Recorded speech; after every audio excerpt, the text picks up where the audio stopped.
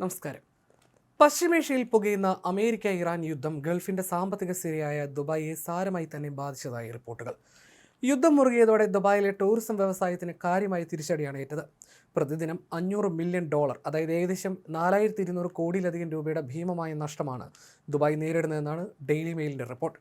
ഏഷ്യയിലെ പ്രധാന വാണിജ്യ ഹബ്ബായ ദുബായിലെ ടൂറിസം രംഗത്തെ തകർച്ച ഇന്ത്യയടക്കം ബാധിക്കുന്നുണ്ട്. ഈ സാമ്പത്തിക ആഘാതത്തിന്റെ യഥാർത്ഥ ഇരകൾ വരുമാനം നിലച്ച് സ്വന്തം രാജ്യങ്ങളിലേക്ക് മടങ്ങാൻ പോലും കഴിയാത്ത ലക്ഷക്കണക്കിന് തൊഴിലാളികളാണ്. മുമ്പ് സജീവമായിരുന്ന ബീച്ച് ക്ലബ്ബുകളും ആഡംബര റെസ്റ്റോറൻറ്റുകളും പഞ്ചനക്ഷത്ര റിസോർട്ടുകളും ഇന്ന് ആളൊഴിഞ്ഞ അവസ്ഥയിലാണ്. ദുബായിലെ നിരവധി ഹോട്ടലുകൾ ഇതിനോടകം അടച്ചുപൂട്ടിയിട്ടുമുണ്ട്. മാർച്ച് വരെ അന്താരാഷ്ട്ര യാത്രികരുടെ എണ്ണത്തിൽ ലോകത്തിലെ ഏറ്റവും തിരക്കേറിയ വിമാനത്താവളമായിരുന്ന ദുബായ് അന്താരാഷ്ട്ര വിമാനത്താവളത്തിൽ നിലവിൽ വിമാന സർവീസുകളുടെ എണ്ണം സാധാരണ നിലയുടെ ഒരു ചെറിയ അംശം മാത്രമാണ്. ലോകത്തിലെ ഏറ്റവും തിരക്കേറിയ വിനോദസഞ്ചാര കേന്ദ്രങ്ങളിൽ ഒന്നായ ദുബായിയെ പാശ്ചാത്യ ലോകത്തെ സഞ്ചാരികൾ കൈവിട്ടിരിക്കുകയാണ്. ഈ വിമാനങ്ങൾ റദ്ദാക്കിയതും യുദ്ധഭീതിയും കാരണം സഞ്ചാരികൾ ദുബായിയെ കൈവിട്ടതായി ഡെയിലി മെയിൽ റിപ്പോർട്ടിൽ പറയുന്നു. ടൂറിസം മേഖലയെ മാത്രം വിശ്വസിച്ച് കഴിഞ്ഞിരുന്ന ആയിരക്കണക്കിന് ബിസിനസ്സുകളും പൂട്ടിപ്പോകുന്ന നിലയിലാണ്. പാം ജുമേറയും ദുബായ് മറീനയും എല്ലാം പ്രതിസന്ധി ബാധിച്ചിട്ടുണ്ട്. വമ്പൻ 5 സ്റ്റാർ ഹോട്ടലുകൾ ഒന്നൊന്നായി പൂട്ടുകയാണ്. യുദ്ധഭീതി എന്ന് പറയാനുള്ള പേടി കാരണം അറ്റകുറ്റപ്പണികൾക്കായി അടയ്ക്കുന്നു, അല്ലെങ്കിൽ താൽക്കാലികമായി പ്രവർത്തനം അവസാനിപ്പിക്കുന്നു എന്ന കാരണമാണ് വ്യക്തമാക്കുന്നത്. വിനോദസഞ്ചാരികൾ നിറഞ്ഞൊഴുകിയിരുന്ന പല ടൂറിസം രംഗവും ഇന്ന് പ്രതിസന്ധിയിലാണ്. കഴിഞ്ഞ ഒരാഴ്ചയ്ക്കിടെ മാത്രം 7ഓളം പഞ്ചനക്ഷത്ര ഹോട്ടലുകളാണ് തങ്ങളുടെ പ്രവർത്തനങ്ങൾ പൂർണ്ണമായി അവസാനിപ്പിച്ചിരിക്കുന്നത് എന്നാണ് ഡെയിലി മെയിൽ റിപ്പോർട്ട്. ഇതിനെ തുടർന്ന് നിരവധി ജീവനക്കാർക്ക് തങ്ങളുടെ ജോലി നഷ്ടപ്പെടുകയോ ചിലരോട് അനിശ്ചിതകാലത്തേക്ക് അവധിയിൽ പ്രവേശിക്കാൻ നിർദ്ദേശിക്കുകയോ ചെയ്തതായിട്ടാണ് റിപ്പോർട്ടുകൾ. നഗരത്തിലെ ഏറ്റവും പ്രശസ്തവും ചിലവേറിയതുമായ ഹോട്ടലുകൾ വരെ ഈ അടച്ചുപൂട്ടലിൽ ഉൾപ്പെടുന്നു. പാം ജുമേറയിലെ സെന്റ് റെജിസ്, ബുർജ് ഖലീഫിലെ അർമാനി ഹോട്ടൽ എന്നിവ ഇതിൽ ചിലതാണ്. പാർക്ക് ഹയത്ത് ഹോട്ടൽ, മീഡിയ സിറ്റിയിലെ Radisson Blu, JW Marriott Marquis എന്നിവയുൾപ്പെടെയുള്ള മറ്റു റിസോർട്ടുകളും പെട്ടെന്നുള്ള അടച്ചുപൂട്ടൽ പ്രഖ്യാപിച്ചു. ഇതിൽ JW മാരിയറ്റിൽ മാത്രം ഒരൊറ്റയടിക്ക് 400ഓളം തൊഴിലവസരങ്ങൾ ഇല്ലാതായതായിട്ടാണ് സൂചന.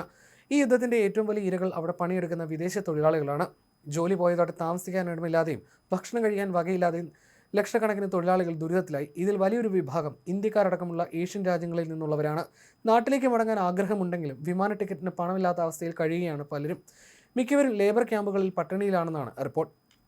ഈ വർഷം 20 ദശലക്ഷം വിനോദസഞ്ചാരികളെ സ്വീകരിച്ച് പുതിയ റെക്കോർഡ് സ്ഥാപിക്കാൻ ലക്ഷ്യമിട്ടിരുന്ന ദുബായിക്ക് കഴിഞ്ഞ വർഷത്തെ 19.59 ദശലക്ഷം സന്ദർശകരുടെ കണക്കുകൾ മറികടക്കാനുള്ള എല്ലാ പ്രതീക്ഷകളും നഷ്ടപ്പെട്ടിരിക്കുകയാണ്. നഗരത്തിലെ ബിസിനസ്സുകൾ നടത്തുന്ന സമ്പന്നരായ സ്വദേശികളെ അവരുടെ പണം ഈ പ്രതിസന്ധി ഘട്ടത്തിൽ സംരക്ഷിക്കുന്നുണ്ടെങ്കിലും ദുബായിയുടെ വളർച്ചയ്ക്ക് പിന്നിൽ പ്രവർത്തിച്ച സാധാരണക്കാരായ തൊഴിലാളികൾക്ക് കനത്ത തിരിച്ചടിയാണ് നേരിടുന്നത്. നഗരത്തിന്റെ തിളക്കമാർന്ന കേന്ദ്രങ്ങളിൽ നിന്ന് വളരെ അകലെ കുറഞ്ഞ വരുമാനക്കാരായ തൊഴിലാളികൾ താമസിക്കുന്ന ലേബർ ക്യാമ്പുകൾ ഇന്ന് നിരാശയുടെയും ദുരിതത്തിൻ്റെയും കേന്ദ്രങ്ങളായി മാറിയിരിക്കുകയാണ്. അവർക്കിപ്പോൾ ജോലിയോ വരുമാനമോ ഇല്ലാത്തതിനാൽ അടിസ്ഥാന ആവശ്യങ്ങൾ നിറവേറ്റാൻ പോലും കഴിയുന്നില്ല. സ്വന്തം രാജ്യങ്ങളിലേക്ക് മടങ്ങാനുള്ള സാമ്പത്തിക ശേഷി ഇല്ലാത്തതിനാൽ ദുരിതത്തിൽ തുടരാൻ അവർ നിർബന്ധിതരാകുകയാണ്. അൽഖൂസ് പോലുള്ള തൊഴിലാളി മേഖലകളിൽ ഈ ദുരിതം പ്രകടമാണ്. അമേരിക്കയുടെയും ഇറാന്റെയും ശക്തി പ്രകടനം പശ്ചിമേഷ്യയിലെ സുസ്ഥിരതയെ തന്നെ ചോദ്യം ചെയ്തിരിക്കുകയാണ്. എണ്ണവിലയിലെ അസ്ഥിരതയും വ്യാപാര ബന്ധങ്ങൾ തകർന്നതും ഗൾഫ് രാജ്യങ്ങളുടെ നട്ടലൊടിക്കുന്നു. ദുബായ് പോലുള്ള ഒരു വ്യാപാര കേന്ദ്രത്തിന് ഈ ആഘാതത്തിൽ നിന്ന് കരകയറാൻ വർഷങ്ങൾ വേണ്ടിവരുമെന്നാണ് സാമ്പത്തിക വിദഗ്ധരുടെ മുന്നറിയിപ്പ്. ദുബായിയുടെ പ്രതാപം വീണ്ടെടുക്കാൻ യുദ്ധഭീതി മാറേണ്ട സമയം വരും.